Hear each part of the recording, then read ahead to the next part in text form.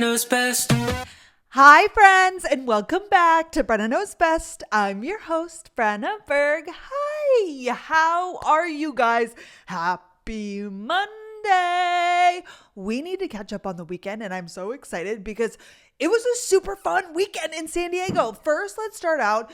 We had a late night flight on Thursday evening, and it was leaving at like 10:50 p.m. However, from Dallas to San Diego, there's a 2-hour time difference. So we were supposed to land at like 11:50. It's about a 3-hour flight. So you get there about an hour after the time you landed. Obviously not in real time, but in just time.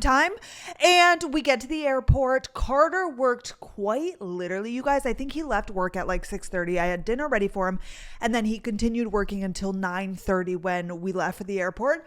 I had to drop May, you guys, at like 6 p.m. because the girl that was watching her from Rover, shout out my girl, she was phenomenal, which obviously I'm not there to like see for real, but she sent me so many photos. I use Rover, you guys, and a little fun fact about me, I used to walk dogs on the WAG app, and actually I have done it a little bit recently here and there. Like I saw a French bulldog a couple weeks ago, so I went and walked it. But back in the day when I first moved to Dallas and I was doing the internship and I was working part-time, well, kind of part-time, almost full-time at Equinox, I also walk dogs in my free time because I didn't know anybody here yet. I also, needed to make money, and it's such a fun way to do that, make money, but just by walking dogs.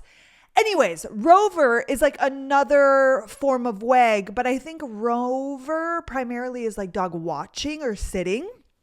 But anyways, I asked my friends prior and they couldn't watch her. So I hired this girl on Rover and she was amazing. She lives so close to us. So I went over at 6 p.m. and dropped May off. And then I came back. Carter was working and I was kind of packing, but it was so sad being in the apartment without May dog. I'm like, oh my gosh, like I don't ever want to drop her off early again. I hated it. But anyways, Carter worked until like 9:30. We left for the airport. So we drove to the airport. Oh my gosh. Speaking of, you guys, which you're not in Dallas, so this really has nothing to do with you. But if you are in Dallas and you have a flight out of Terminal C, so the Dallas airport, there's Terminal A, B, C, D, and E. And there's room for an F. Okay, it's like terminals. Let's say that there's a road going in the middle. There's A, which is like a C on one side of the road, and then B is a C on the other side of the road, if you're catching my drift. So like the terminals are a C shape.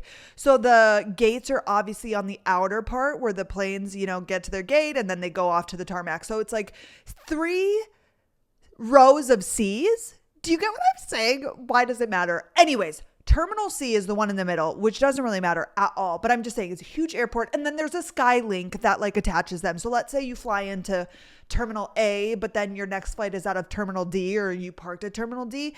The Skylink is like an overhead like railway situation that takes like minutes to get you from all of the terminals. Anywho, it's 9:30 at night and we pull up to the airport. So you go through the whole thing and then it's a straight road, and then the exits to the terminals are like along the way. Well, the exit to Terminal C, when I tell you it was backed up with traffic, like nothing I've ever seen. Like, don't get me wrong, the DFW airport, it's a huge airport, so there's always tons of cars, but like never are you stopped, right? Like maybe here and there, like once you're pulling up to park or get somebody or whatever, but like you guys, the exit for the terminal, like cars are stopped, and we're like, what the fuck is going on? And I didn't even think until Carter said it, but it was far too late. He was like, we should have parked at a different terminal and just rode the Skylink to get over to Terminal C. I don't know what is going on. Well, I now know because I'm getting so ahead of myself. Once we landed back in Dallas, we almost got stuck again. And I Googled, and apparently they're doing some like $1 billion renovation at Terminal C. So like, I don't know if roads are cut off or a parking garage you can't get to, but like we literally got there. It probably took us 25 minutes from when we were like trying to just get onto the exit to Terminal C to park. Oh my gosh, Carter was getting so stressed. Even though we had plenty of time, he just is like very anal, and like he's the guy that shows up 2 hours to the airport, which is good. I used to be that way. I'm way more lenient now. But anyways, we show up. That was stressful as fuck. I was like, Carter, you have to like, when he gets stressed out, I feel it. And I'm like, oh my gosh, like it just makes me so like, oh, it makes me stressed. So I'm like, please, babe, like it's okay. I'm driving. Like we're good. We have time. Everything's good. Is it annoying? Yes. But like I'm the positive one, obviously. I'm just a positive person in general. But we park, we go through, and then we get to our gate and a lady calls up over the intercom and she's like, if there's two people that are sitting next to each other that would want to sit in the exit row, can you come up to the desk? And I look at Carter and I'm like, would you want to do that? Because obviously the exit row is always more foot room, more leg room. And he was like, yeah. So I sprint up. Somebody else is running too. And then I don't know what their issue was because she addressed this guy first. Maybe it wasn't two of them. I don't know. But then she was like, do you want to sit in the exit row? And I'm like, yes. Well, I get the tickets. We're about to board. She comes on the intercom. She said, hey, sorry, we won't be boarding right now. There's like a seat that's broke and they have to fix it. Obviously, the FAA, the guidelines, like they can only fly if certain things are right. Well, we sit there and we don't get on this plane until like an hour later. So it's like almost 11 p.m. at this point. No, it is 11. No. Our flight was at 10:50. It's like midnight at this point. Carter's exhausted. He worked from like 6 to 9 p.m., like literally a full day because he wanted to get ahead. That way in San Diego, we could actually like live our best lives a little bit. And he was also planning, because this was Thursday night, to Friday morning, get up early and then work like the good first half of the day.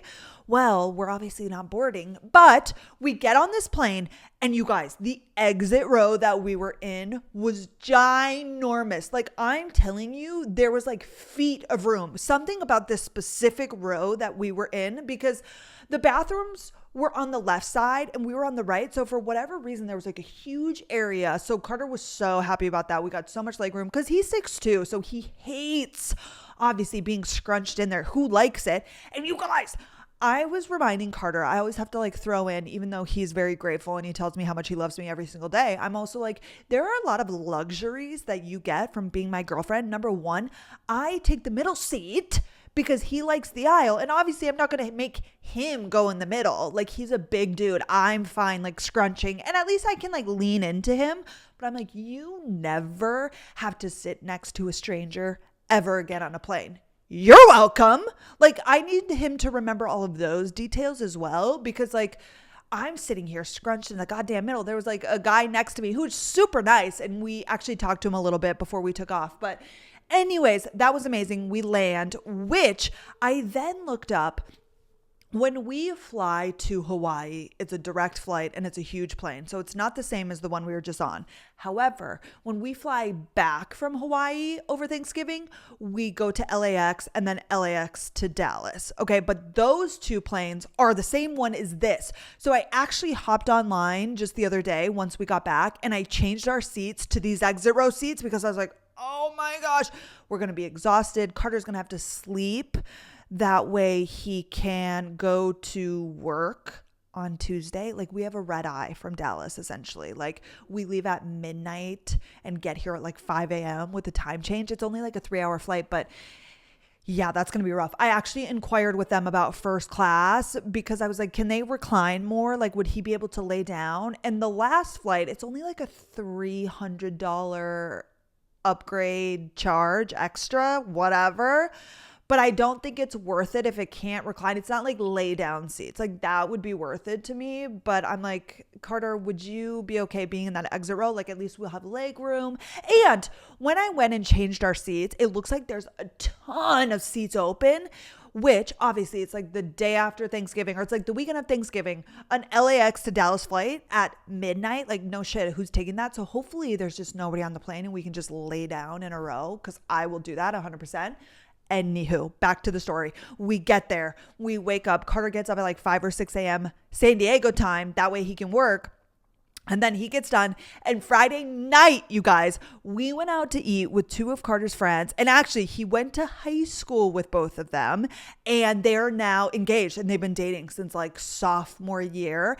And when I tell you guys, number one, we went into it. And of course, I don't know these people, but I'm like, Carter, if this is just going to be a high school reunion and you're going to sit and talk about your stories from high school, I don't want to go because in college, I dated a guy and we would hang out with his high school friends, and every fucking weekend it was a goddamn reunion. And I'm like, I hate that so much, especially being the odd one out. It's like, what am I doing here? Which thankfully, these two were like the coolest, greatest people I'd ever met. I'm like, God damn, I wish they lived in Dallas, because you know what's really hard about being in a couple? Finding another couple that like both of you get along with, and not get along, because me and Carter both get along with everybody, but like people that you actually vibe with. You guys will understand. I have like two friends in general, so I have a hard time like really typically connecting with like girls. Like, I don't know what that is. It's probably a me problem, but this girl, you guys, incredible. Like, I loved her. We went to this place called Nolita Hall. It was like a club. Oh my gosh. And fun fact about me, when I go out, you guys, with Carter, obviously, I don't bring my phone. Like, I don't take my phone anywhere. And actually, my phone has a case where it holds my cards and my ID. Okay. So sometimes if we're going somewhere and I know I would need that, but you guys, we don't go out to bars. So like, I just never need it. And Carter obviously always pays for us. Well, they recommended this Nolita Hall down in Little Italy. It was like downtown. You guys, the planes were going right over top. It was so loud. But we had a reservation for 7:45. We get to the place and it's like this huge, like the highest ceilings, loud music. It's almost like a club. I'm like, wait, what the fuck is going on? But there were tables and there was outdoor seating. We walk up to the door and the guy was like, IDs. I'm like, oh my God, babe, I didn't bring my phone. I left my phone at his parents' house, which is like 30 minutes away. I'm like, oh my gosh. And the guy was like, no, it's fine. Just like, show me on your phone. Like, pretend you're showing me. I was like, I don't have my phone. And Carter's like, can I show you my phone? And we pretend. Like, he was a super cool guy. And he's like, yeah. And so Carter just like flipped his phone and the guy was like, here you go. And we weren't like, I don't even drink, but it was just to get in. It was 7:45. Like, I thought we were going to a restaurant, which it was, but it was also like a bar club situation. But anyways, thankfully we get in. His friends are already there at the bar. And then we go get seated at a little square desk or a square table. So Carter is to my right. And then the girl is here to my left. And then the guys across. And you guys, they were just phenomenal. And they were so nice. And we just talked about everything and anything. They recently got engaged. So they got engaged 2 weeks ago, which is why Carter wanted to grab dinner with them. And well, part of the reason he just wanted to see them. And I don't know if he has seen them since we've been dating in like a year and a half, because like they live in San Diego. Obviously, whenever we're home, it's always for like a family matter. So you know how it is. It's hard to even keep touch with people in your own city. But I'm like, we need to cherish these people because they were great. Like, the girl was so cool. She's honestly like such a badass. I think she's like a business analyst. And she was talking about her job at, I don't know the company, and it doesn't matter. But they recently got engaged. And I was actually talking to my girl Taylor about this. They went on a hike. They were in like Massachusetts, and no photos. It was like they were with her family, but it wasn't like this professional thing. And honestly, I was like, that's so great. Any engagement is special, but I'm like, honestly, Carter, if you don't want to get a photographer and do this whole thing, like, I would love if it was just us. And I was talking to Taylor about this. Hi, Taylor. And she was like, but we want to see the photos. And I totally get that. But I'm also like, that is so just wonderful and wholesome. And they obviously had the photos after the fact, and she was like sobbing, and she's like, look how terrible these photos are. It was amazing. And then they were talking about wedding planning, and she was like, I've always wanted to get married in the fall, so it's either like 2025, which is like exactly a year away, or 2 years. And she's like, I don't want to get married in 2 years.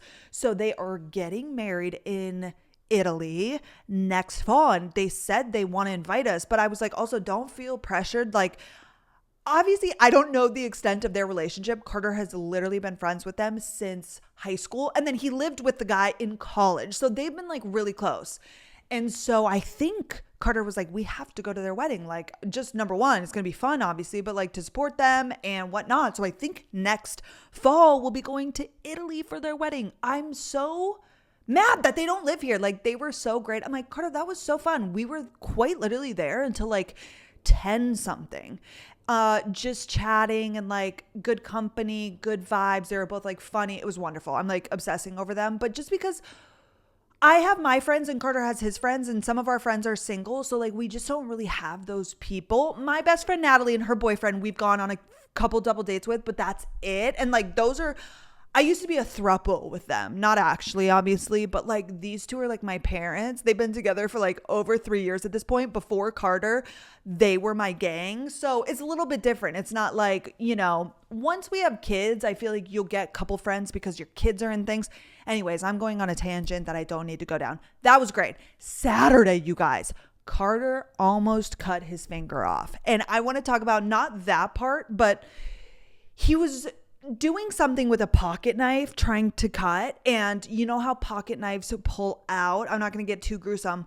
Well, while he was cutting, it closed, like it didn't stay open, and just sliced his middle finger, and all of a sudden blood is gushing down, and I'm looking at him, I'm like, oh my gosh. His dad, okay, is a podiatrist. Carter's dad is a podiatrist, which if you don't know what a podiatrist is a foot doctor. Okay, but this man performs surgeries, he does everything. So we go, right, me, Carter, and his dad, we hop in his pickup and we drive like 20 minutes over to his office. He's going to stitch Carter up. I'm like, wait, is this legal? I'm like, this is like the craziest thing.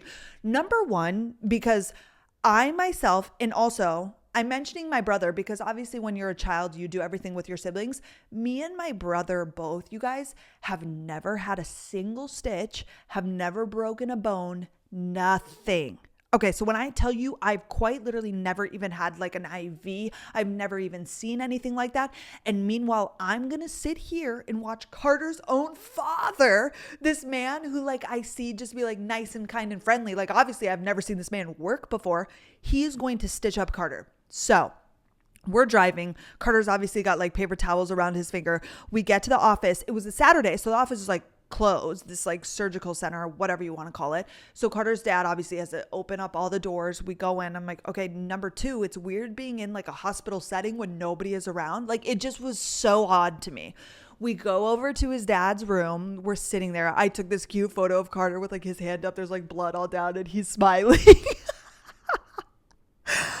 Which honestly, he was like such a good sport about it. But Carter's dad is like going through the things. I'm just sitting there looking around. I'm like, this is so weird.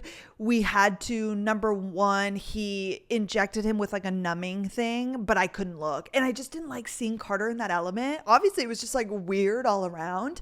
Well, then Carter's dad was like, Brenda, can you help? He gave me like a syringe, but not with like a needle on it, to get this saline solution to clear out the cut before he stitched up. So I was just like filling the syringe with this. Is it saline? I think that's correct.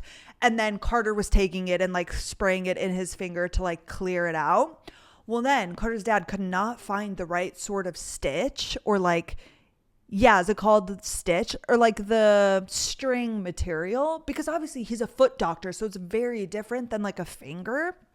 But anyways, he found some. And as soon as he started going and he started the first stitch, and I wasn't watching, but Carter was like, oh my gosh, did you numb me, dad? Like, and I'm like, oh my gosh. I left. I went into the hallway. I was like, oh my gosh, I can't listen to him like be in pain. It was like, it was so chaotic. And his dad's just like laughing. And I'm like, this is just so odd. Like number one, well, I just said like being there. However, okay, Brenna, quit getting carried away. And obviously his dad's like kind of talking to me. And number three, we don't need numbers. He also then, after he stitched him up, I came back into the room and he was teaching me like how to kind of like put the dressing and then the gauze and then the wrap, because obviously I do that now that we're home, which Carter can kind of help with his other hand, but it is his right hand. And then obviously Carter started like spiraling. He's like, how am I going to type? I need to be able to work. I'm like, babe, let's like focus on what we can control. Like, yes, this isn't ideal, but it is what it is. So anyways, it took like maybe an hour. I don't know. Just because like he was taking his time and finding all of the things, stitched him up and we went back home. And I'm like, what the frick just happened? And then Carter's mom was like, wasn't that so cool? Like seeing him. And then Carter was telling me stories about how when he was a kid, yeah, obviously they got a scrape, like something happened. Like his dad would just fix him right up. I'm like, what the frick? That's crazy. I Googled it too. I'm like, is this legal? And I found a lot of articles and it was like, yeah, it's like morally, like people, say you shouldn't do it. Like if your parent is a doctor, but like it's not illegal. Maybe I should say allegedly just in case. So allegedly that is what happened. But Carter's grandparents were in town. And then Carter has a friend, which this doesn't really matter to you guys. He now is an attorney in Vegas. However, his firm, okay, get this, his friends just got acquired by Carter's firm. So now they work at the same firm. Obviously, he's still in Vegas and Carter's in Dallas, but like they now work for the same firm. It's so crazy, but they were able to like chit chat and like they email each other. But it was so good to see him. And I met him over Christmas last year.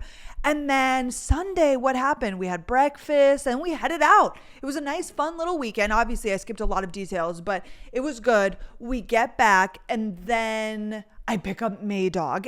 Oh, also the following day, I put together, you guys know I get a little bit of PR, not too much because I'm not like an influencer bitch. However, I put some products in a bag and I gave it to the girl who watched May because she sent me so many photos, so many updates, took her on walks, this, that, and the other. It was incredible. Love her. I'm definitely going to use her again. Okay, now let's talk about what we have coming up. Number one, I booked a photographer for Christmas fall photos for me, Carter, and May. You guys, I'm so excited. We've been talking about, I don't know if we'll actually send out a Christmas card to our families, but just like to get it started because I want to have these memories. And like, obviously it's only going to be me, Carter, and May for so long. And it's just going to be nice to get professional photos. Also, if we do get engaged next year, photos for like that sort of thing. And maybe our courthouse wedding. I don't know. I just want to like test it out and obviously, get some photos done. I need to figure out outfits. And I posted on my story today and y'all have been sending me some cute ideas. A lot of people are saying to wear a skirt, which I get, and I'm there with you. I'm right there with you. I love myself in a skirt. I'm just worried that I'm gonna like flash somebody and be uncomfortable. Like, I don't know what the setting will be, but maybe. And then Carter told me that the outfits are a pink job. Okay. If you saw my stories, And I'm like, what the heck? And he's like, my mom always picked out the outfits. I'm like, yeah, because you were children. Like, you are a grown adult. And I understand, like, typically I would say girls like to decide these things and like have a say and just tell their boyfriend what to wear. Oh my gosh, the trend on TikTok, it's like the girlfriend effect and like the boyfriend's a million times hotter. I don't do that. Like, you guys know I don't do fashion. I'm not good at aesthetics. So I'm like, babe, you're better at this than I am. So you just tell me what you're going to wear.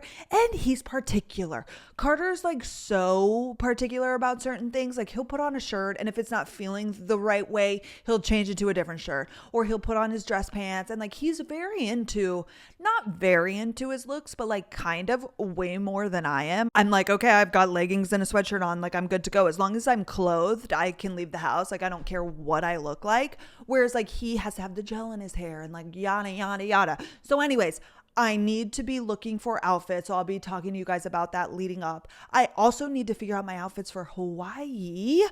All I really need for sure is like a cover up, but I want a cute cover up. Like, the dress ones that kind of just like lay on your body. They're never that flattering. I feel like I want to get like sheer pants or something, or like maybe just a cute little wrap skirt. That way, like, I have a bra top on, I can just walk around with a little skirty skirt on. And then obviously we'll do dinner every night. So we get in Wednesday? I think so. Wednesday, Thursday, Friday. Saturday, Sunday.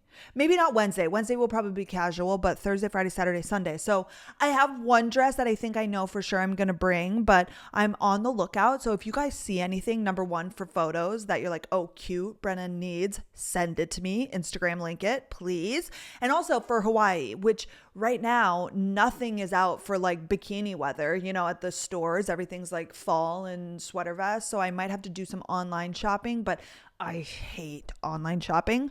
But anyways, and then this week, you guys, tonight, actually, as I'm talking to you, Carter and I are going to this happy hour event with the women's shelter, Genesis. And I'm so excited, number one, to see the girl who set me up with them. She's like the director of, oh gosh, I'm going to fuck up her title, but she's so great. And I'm excited to meet her fiance. She recently got engaged. I can't wait to catch up with her about that and just meet some people and hopefully network.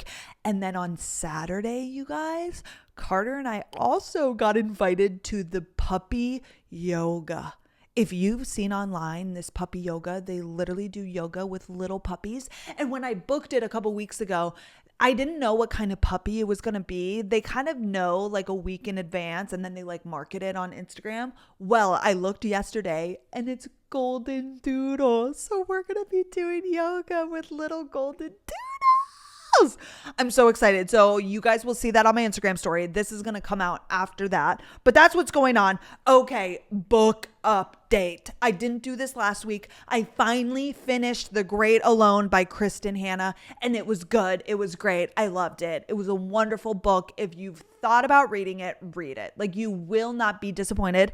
I will reiterate that the first 200 pages, it takes a while, but the ending was incredible. I was sobbing. She's just such a phenomenal like storyteller. I don't know what kind of genre she would be. You guys would probably know. Maybe you can look it up on Goodreads, but phenomenal book. Then I read and finished in San Diego 0 Days by Ruth Ware. It was good. It was a thriller. I enjoyed it. It was good. That's all I have to say. Now I'm reading She's Not Sorry by Mary Kubica. Okay, Mary Kubica. She wrote the book Local Woman Missing, which actually LaDonna gave me. I have a lot of books here, physical books that I need to read, but 0 Days and She's Not Sorry popped up on my Libby, like my holds came up or whatever. So I wanted to read them because I didn't want to waste the hold. I don't know. I'm still figuring out the Libby thing, but I'm probably going to finish She's Not Sorry tonight or tomorrow. I'm now in it where I can't put it down. I was reading this morning, like in bed. So loving that. I think next I'm going to read The Perfect Son by Frida McFadden. LaDonna sent that home with me, so I have that physical book. So honestly, probably by the day this episode comes out on Monday, which it's Thursday right now, I'm probably going to be done with that book because Frida books, you can't put them down. But that is all the updates. Oh, should we talk about Love is Blind or no? I don't want to ruin it for anybody that hasn't watched. And honestly, I fast forward through everything. The only two couples that I was watching were Garrett and Taylor because I'm obsessed. Their goals, they're so cute. Okay, and then I was watching Hannah and Nick because I feel like Hannah and Nick is like a tale as old as time. I feel like that is a relationship that a lot of us have been in where you're just like not compatible. You're not seeing eye to eye, but you're like trying to make it work. And everybody else I did not care about, and I don't know why. Leo, obviously, Mr. Moneyman. I'm sad that him and Brittany aren't on the episodes after the pods because I'm obsessed. Brittany, you guys, I love that she's just honest. She's like, I'm a trophy wife. I need a man who makes money. I don't cook. Like, she's just so her, and I love that. That's all I'm going to say. I'm not going to dive too much into it. Maybe if you guys want, I can do a full breakdown, which I don't know how I would do that when I didn't even keep up with like the 3 other couples. But anyways, let's get into the topic, you guys. Today, I want to talk about how Snapchat is not for dating. And I've posted a few TikToks and Reels recently, and you guys know my stance. Like, if a man asks for your Snapchat on the dating apps, it's a hard no for me. But I kind of want to break down like why I feel that way and just how I feel about Snapchat in general. So let's just get into it. Oh my gosh, really quickly, product of the week, we'll make this short. Lanolin nipple cream for your lips. Okay, if you were there back in the day on my Instagram when I asked you guys, because when I went home to North Dakota 2 weekends ago, my skin was so dry and my lips were so chapped. The Lanolin nipple cream from Target, okay, will cure your chapped lips. I'm not even kidding. That's all I want to say about that. Okay, back to the Snapchat. I do not like Snapchat. And here's the thing. I get it. If you are just like a normal human being who uses Snapchat to like snap your friends and there's nothing like toxic or weird about it and it's just like a way that you communicate, amazing. Like, do whatever the fuck you want. And you guys aren't the people that like get so up in arms. Like, I post about how I hate Snapchat and people are like, oh my God, I just snapped my family. And I'm like, okay, if you're arguing with me, like you've got bigger fish to fry. You know what I'm saying? If you get it, you get it. If you don't, you don't. However, okay, I'm under the belief system that like social media is just bad. And that's crazy coming from somebody who creates content for a literal living.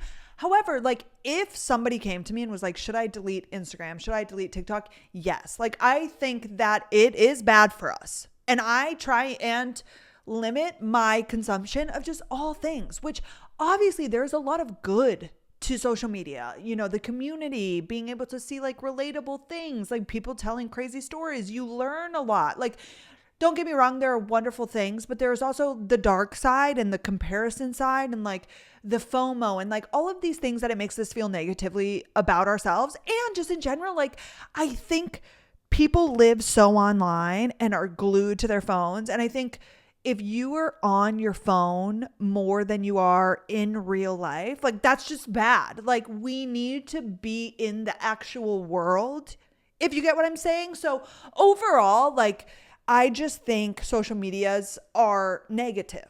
Okay. And that's coming from me, but I'm just saying. So that's like my overall opinion. And that is why I deleted Snapchat. And I want to talk about my history with Snapchat. Snapchat came out when I was in high school. And when you're in high school, you just add everybody from your school and you have everybody and their fucking mothers. Okay, you have people from other schools that you don't know. It's like a social media. Okay, so you have people that you're close with, but then you have some people that you're not that close with. Then you go to college, okay, and you Snapchat like your crushes and you meet people at parties and you add the Snapchat and it's like very much this innocent whatever. I primarily used it like as a way to chit chat with boys. Like I wasn't really like, of course I was snapping my friends, but like that wasn't my main MO back in the day. Like in college, I'm like, okay, you snap the cute boys, and in high school probably. Well, I deleted it. I don't remember when, but I had a boyfriend pretty much all of college and I didn't have it then because I had him. So I'm like, what the fuck am I using Snapchat for? If I want to send a picture to my girls, I'll just text it to them. Like I don't need it to go away. So I deleted it far long ago and then didn't think twice about it. Well, the part that I don't mention, and I want you guys to learn from my mistake, is I moved to Dallas in 2019 and I was new to the dating pool. I had been dating my college boyfriend for like 3 years. I'm recently single in a new place. And I, like many of you, were on the dating apps and a lot of guys would ask for my Snap. And I remember one guy in specifically that I really badly wanted to talk to because I was desperate at the time. And I think that also has a lot to do with it. I was like, oh my gosh, like if this is how he communicates, like I'm going to get Snap. So I downloaded Snap. I added him and then I also added like a plethora of men from my hometown, from whatever, that I just like wanted to snap. And I get it. And this is honestly, it would have been a great thing to talk about in my episode about the difference between dating in college and entering adulthood. Like you're in that realm. Like Snapchatting is like this casual social thing. But then as you get into adulthood, it's like, what the fuck is Snapchat? And again, I don't mean to villainize it. If you use it and it's like not toxic and you just talk to your friends and family, that's fine. That's great. I get it. Like I'm there. I'm not trying to shame you. I have plenty of family. My brother uses it. My cousin uses it. Like she sends snaps of the kids to like the family, which I'm not on it. So I'm not seeing these things, but like I understand the people who use it just like a normal human being. What I'm saying though, in dating, what happens now? Okay, we're back in college. You were adding people because you were meeting them at parties or like you knew them from class or you knew of them because they're friends of this person. When you are now dating, especially in a new city, or even in your same city, but like you're matching on dating apps with men that you literally don't know, you're adding them to your Snapchat and you used to use it a different way. Like in college, you kind of knew the people typically, I would say. Now you are adding just like a random stranger. And this also goes to the point that I like to make about pen paling before going on a date with a man.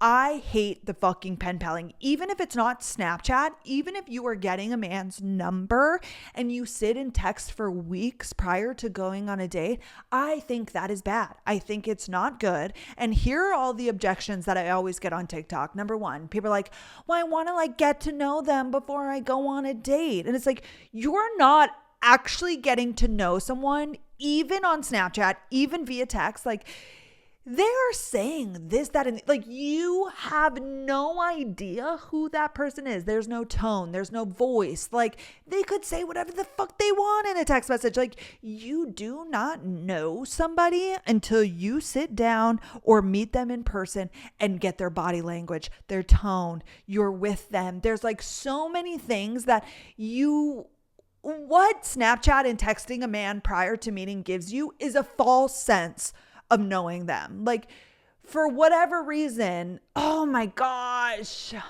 I go so many places in my head.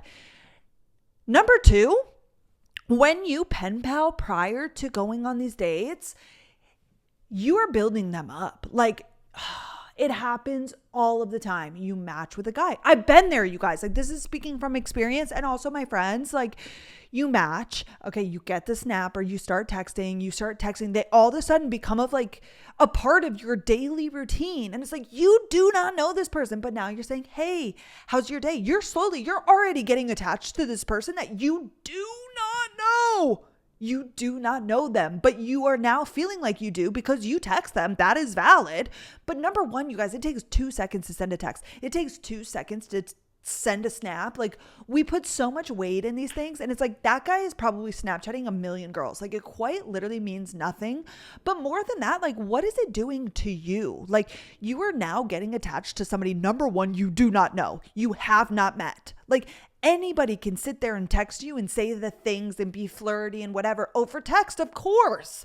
Like, that's the easiest thing. That could be a goddamn robot. And you're only setting yourself up for failure because whether you believe you are or not, if you text a person every day for 2 weeks and then you go on a date, like, you are getting attached because they are part of your day. That notification coming up on your screen, like, you're now getting excited when, again, all you know are the photos of this person. And maybe you've stalked the social, which is also bad. Like, we build them up so much prior to meeting them. And it's like, what are we doing? So I just overall like hate the pen paling and Snapchatting before. And here's another argument that people make to me when I talk about it. People always say, I'd rather give my Snapchat than my phone number. And here's the thing, like, you should not be giving out these things to random strange men. When I use the dating apps, and I tell you guys to do what I did because it worked for me and it makes sense and I think it's the best way to date. Like, that is just my opinion. Obviously, it doesn't have to be correct, but a man on a dating app, we would chat. There is chatting within Hinge. And if you're a person, and men always do that, they're like, I hate talking in here. Why? What's the difference? Like, it is a platform used to text. Like, I don't know why Snapchat's easier. Instagram or texting's easier. It's like, you go on Hinge to like swipe and do all of this. Like, you can message in there. Okay, so message in Hinge. If he says like, it's annoying to text in here, like, what the fuck are you even talking about? I don't know you. So here's the thing. I would only give a man my phone number if he planned a date or it was headed in that direction. Okay, no, I'm not suggesting that people hand out their phone number left and right, but if you are just handing things out to every single man on the internet, another thing, oh my gosh, sorry, you guys. If you think that your Snapchat is more private and secure than your phone number, I am so sorry. You are sadly mistaken. There is not a single guy on that app that I could not find a LinkedIn from, just from their first name and their photos. I could find them every time. And from there, you can find phone numbers, you can find addresses. Like, if you are truly trying to keep your privacy, then you probably shouldn't be on the apps, because I am not kidding you. You can find out every single thing about a person just from that. Like, it is just facts. Like, at this point, like, that is just the truth. I am so sorry. So I don't want to hear it that it's more private. No, it's just a way to, like, again, I get it. It boosts our ego. Like, I understand the underlying, scenarios of it, but like, how many times have you given out your Snapchat to a man, you snap, and then it dwindles out? How many men have you given your Snapchat to, and then it actually turned into a date or meeting that person? Or worse, like, I feel some girls snap and they send photos and then they feel like they know him. And then the guy asks you to hang out at his house and you go, and it's now so casual because you've been snapping and they're treating you like not a real like date. Does that make sense? And again, I think it stems from coming out of college and that being the vibe. Like, in college, yes, you Snapchat people and you know them from class or a party. So then, yeah, you Netflix and chill. But like, you're in that scenario as an adult and not knowing these people from apps. Like, you don't know that person. You should not be going to their house or like getting casual with somebody who you do not know. Okay. Anyways, I'm jumping all over the place. That is how I used Hinge. So I would match. Okay. And if he wasn't initiating a date right away, that's it. Like, I'm not giving this man anything. And a lot of people are like, I'm scared. Like, I don't want to. Like, I want to sit and text. Again, that texting like literally is nothing. Like, that is not you getting to know them. And honestly, like, I feel that a man who wants to sit in pen pal is like a loser. no offense, like a guy who wants to sit there and text without having met me, like that's odd to me because like we are adults at this point. And if you're in college, it's a little bit different, but I'm talking like if you're 25, 26, 27, because I have a full ass life. Like I don't want to be texting a stranger 24/7. So when a man wants to do that or like ask for my snap to send photos, I'm like, ew, like you're just a gross type of man. Because Carter and a lot of other guys that I went on dates with, like they right away were like, let me take you on a date. Amazing. It shows that number one, he's confident. Number two, like he's dating. He wants to actually find a girlfriend and like get things rolling. Like any guy can sit there and text and Snapchat you for days on end. They're probably doing that with 100 other girls, which like whatever you want to think about that, it's true. It's true. And I don't want to like undermine, like I get it, safety, but I think like if you meet with a guy on Hinge, okay, number one, make sure that you find his LinkedIn. Make sure you find like all of the details about him. All of these men I was looking up prior to going on dates. Go to a date in a public space, have your location, okay, saved with your friends. That way they know where you are. And I feel like do what you can to make sure. I understand it. People like kidnapping, like there's so many things that women are worried about, which I never really was, because if you're meeting like during the day in a public area where there's a lot of people, you're driving yourself, like there's not a lot that can happen. But yes, if you're going to his house, if he's picking you up, don't do those things. But if you think that texting a man or Snapchatting a man 2 weeks before is gonna make you able to see or feel safer or like make you feel like he wouldn't do something to you or hurt you, like you have no way of knowing. And honestly, the most manipulative and like narcissistic and like terrible men are oftentimes, I would say, smooth.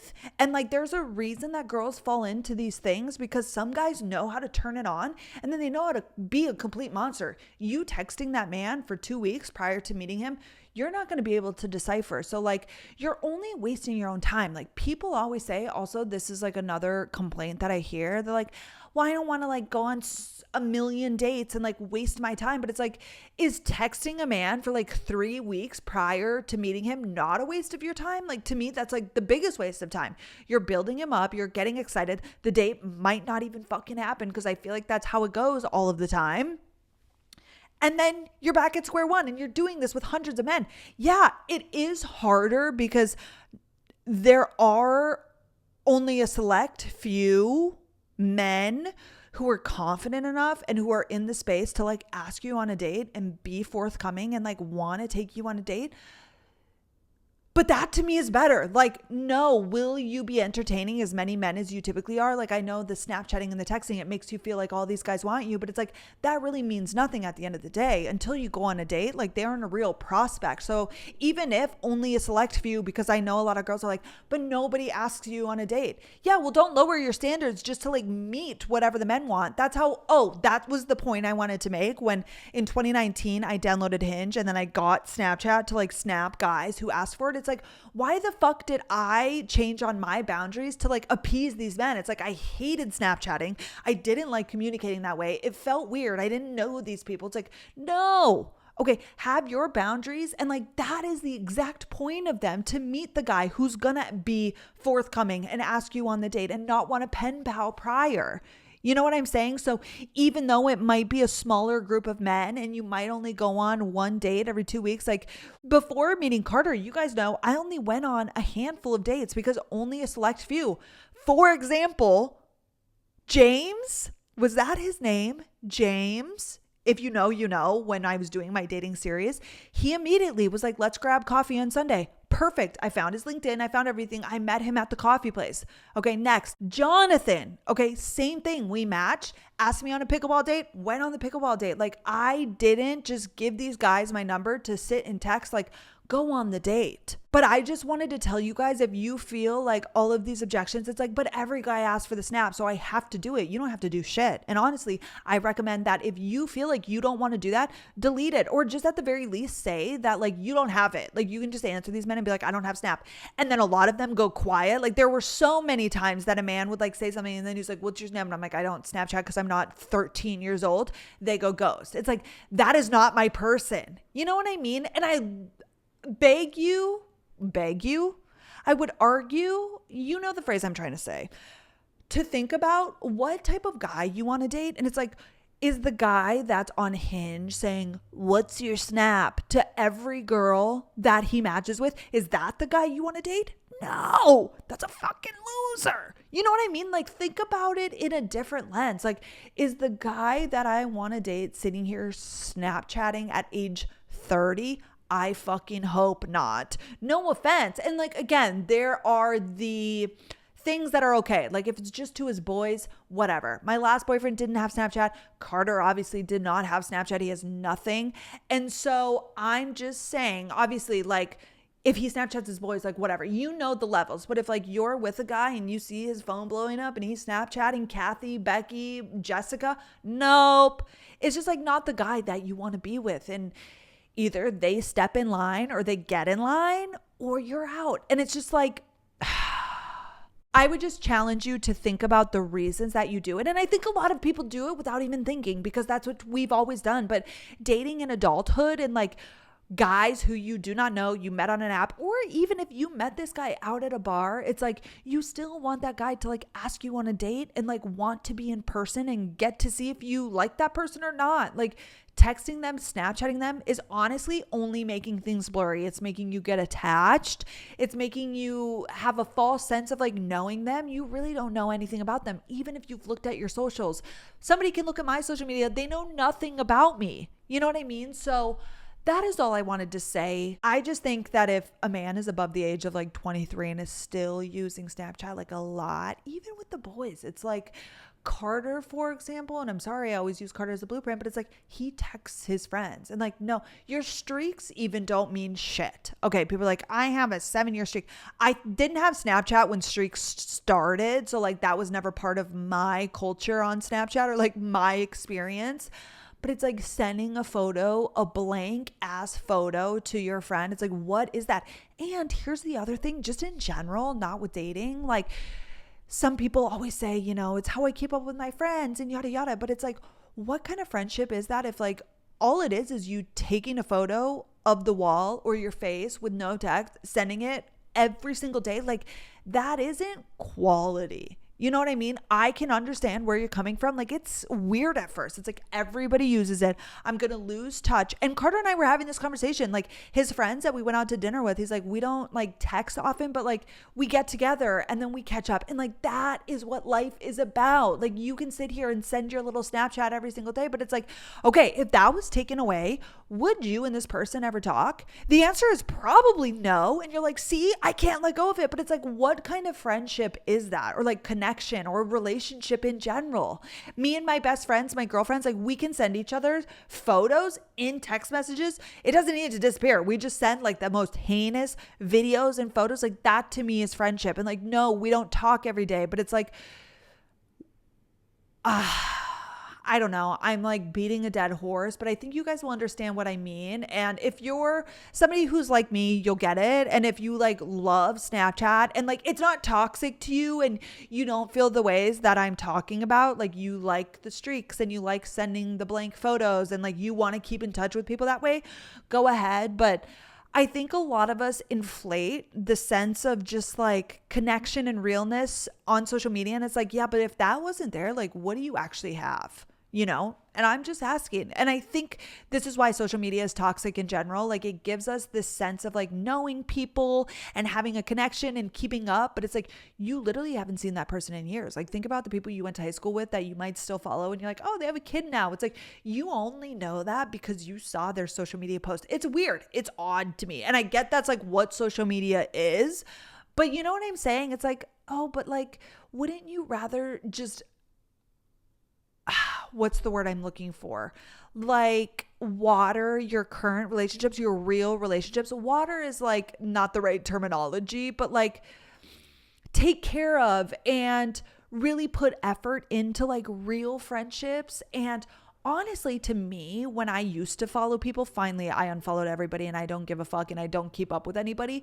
But honestly, it's like a little bit exhausting. Like it's keeping up with the Joneses. It's like, oh, this person's doing this and this and that. And that's how it is on Snapchat with the stories. Like I felt like FOMO, even though I didn't even like going out. But when I saw a super fun snap, it's like it only ever made me feel bad. And that might just be a me thing. And maybe you don't feel that way, but I'm just throwing out my opinions as I always do to make you think about things. And you don't have to agree with me, obviously. And if you disagree with everything I say, that is okay. But just a perspective, just what I think. It's just exhausting online and like knowing what everybody's up to. And it's not normal. And I know we have to change with the times. But when we think about our parents, like back in the day when social media did not exist, like they have their close friends and like they called each other and that was it. And I'm like, I just feel like that's really good. And I think it makes you put extra effort and like really, I think cultivate was the word I was looking for, like cultivate great relationships. But we have all of these like loose relationships with people that we keep up with online. But it's like, what even is that? Like if social media went away tomorrow, which obviously it won't, it's like, what do you really have in real life? Like who are you calling? Who are you keeping up with? Who are you seeing in real life? Like that's just the overall point of the story. And number two, Snapchatting has no place in dating. That's all I wanted to say. I think it's bad. I think it's not good. I think men who Snapchat often are gross. And that's all I want to say. Okay, thanks for coming. Love you guys. No, but for real, I'm serious. And I hope you guys enjoyed this. And I hope that I didn't say anything offensive and that if you want to use Snapchat, go ahead. And if it makes you feel safe, of course, I'm not going to tell you not to do it. But I would just like challenge you to think like, am I actually safer by doing this thing, or does it just make me feel that way? Do you get what I'm saying? Just another perspective, another opinion. That's all I have. I love you guys so much, and I will see you next week. Okay, bye guys.